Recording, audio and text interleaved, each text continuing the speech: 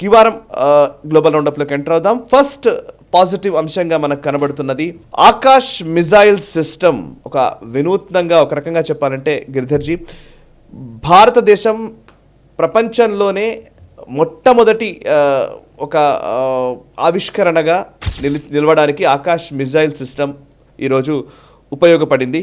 First to engage 4 different targets at 30 kilometres range. So ఈ ఫీట్ని కేవలం Akash missile system మాత్రమే సాధించింది.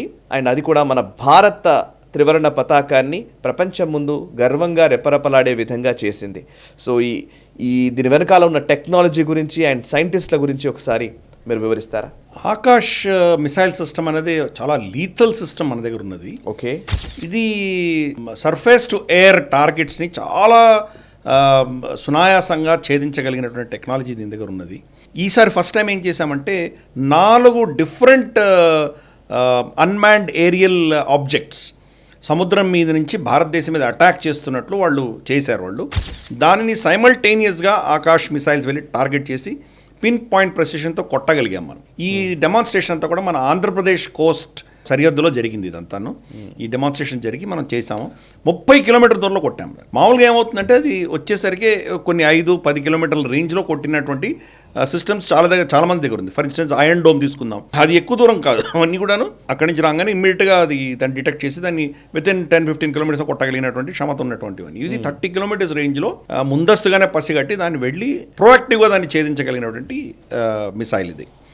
ఆల్రెడీ మనం అర్మేనియాకి సప్లై చేసాం మనం. ఓకే, అర్మేనియాకు అజర్బైజాన్కి ఉన్న గొడవల తర్వాత ఎప్పుడైతే నగోర్నో కారబాక్ నుంచి వాళ్ళు కంప్లీట్గా వాళ్ళ పాపులేషన్ అంతా తీసుకొని వెళ్ళిపోవాల్సి వచ్చిందో, ఇంకా ఫర్దర్గా వాళ్ళ మీద దాడులు జరగకుండా ఉండడానికి వాళ్ళు మన దగ్గర ఆకాష్ కొనుక్కున్నారు. అజర్బైజాన్ మన మీద ఒక డిమార్షియల్ కూడా ఇష్యూ చేశారు, మీరు వాళ్ళకి ఎందుకు అస్త్రాలు సప్లై చేస్తున్నారు అని చెప్పి. దానికి భిన్నంగా మనకు వ్యతిరేకంగా కశ్మీర్ని సమర్థిస్తూ వాళ్ళు స్టేట్మెంట్లు కూడా ఇచ్చారు అజర్బైజాన్. సో కాబట్టి ఆకాష్ అన్నది నిజంగా చాలా దేశాలు భయపడుతున్నాయి ఆకాష్ ఉన్నటువంటి టెక్నిక్. ఇప్పుడు బ్రెజిల్ కావచ్చు, మనకు ఫిలిప్పైన్స్ కావచ్చు, ఈజిప్ట్ కావచ్చు, ఇటువంటి చాలా దేశాలు ఆకాష్ కొనడానికి సిద్ధపడుతున్నారు. మన అంబుల పొదలో ఒక అద్భుతమైనటువంటి అస్త్రం వచ్చింది ఇప్పుడు ప్రస్తుతానికి. సో ఇది ఆకాష్ సిస్టమ్ అన్నది మన డిఆర్డిఓ సైంటిస్ట్ మన వాళ్లే స్వచ్ఛందంగా భారతదేశంలో సొంత టెక్నాలజీతో తయారు చేసుకున్నటువంటి ఇది కెపాసిటీ అది.